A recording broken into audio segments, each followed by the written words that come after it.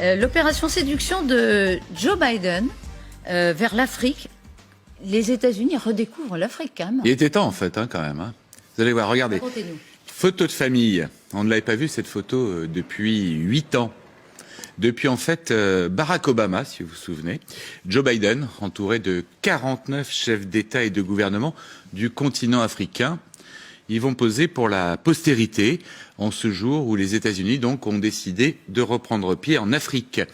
Sous Donald Trump, le continent avait été totalement délaissé par les Américains, mais aujourd'hui, les menaces russes, chinoises évidemment, poussent Washington à lui renouveler son intérêt.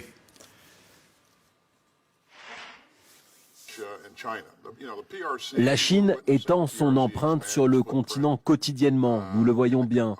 Et ce faisant, elle étend également son influence économique, ce qui perturbe la paix sur place, car elle n'est pas toujours transparente dans ce qu'elle fait.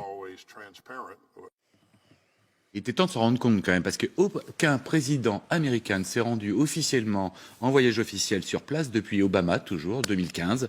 Joe Biden promet maintenant de se rendre Trump n'y a pas mis les pieds. Non, Trump n'y est pas allé. Il a totalement mis de côté le continent africain, où dans le même temps, évidemment, l'influence de Pékin et de Moscou ne cessait de grandir. Alors Biden va aller dans plusieurs pays, a-t-il dit. On ne sait pas encore lesquels, on ne sait pas encore quand. Mais en attendant, il fait des annonces concrètes, notamment sur de vieilles revendications africaines de représentation dans les instances internationales. J'ai annoncé à l'Assemblée générale des Nations unies que les États-Unis soutenaient pleinement une restructuration du Conseil de sécurité de l'ONU afin d'y inclure une représentation permanente de l'Afrique. Aujourd'hui, j'appelle également l'Union africaine à rejoindre le G20 en tant que membre permanent. Alors pour les Africains, c'est extrêmement important. Ils ne sont absolument pas représentés dans ces instances. Alors pour le G20, la candidature du continent est sur de bonnes voies. Il y a de bons appuis. Ça pourrait se faire assez rapidement. Pour le Conseil de sécurité des Nations Unies, évidemment, c'est bien plus compliqué. L'Afrique demande 2 sièges permanents avec le droit de veto. Les membres du club du Conseil de sécurité sont plutôt réticents. Ils ont aussi, de leur côté, l'arme nucléaire. Mais preuve que l'opération Charme des États-Unis trouve un écho, le président du Sénégal, qui est aussi, c'est extrêmement important, l'actuel président de l'Union africaine, parle d'amitié. Certes, les temps sont agités et incertains. Les défis plus nombreux et plus complexes. Mais c'est dans l'épreuve que l'amitié trouve son meilleur test de grandeur, de confiance et de respect mutuel.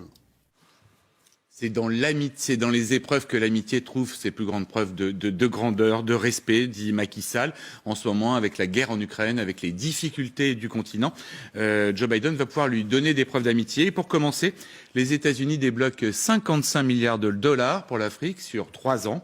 Et puis une aide d'urgence, en quelque sorte, une aide de 2 milliards 500 milliards de suite pour lutter contre l'insécurité alimentaire aggravée, vous le savez, par la guerre en Ukraine. Voilà, donc ils redécouvrent l'Afrique. Ils redécouvrent, ils y mettent le paquet.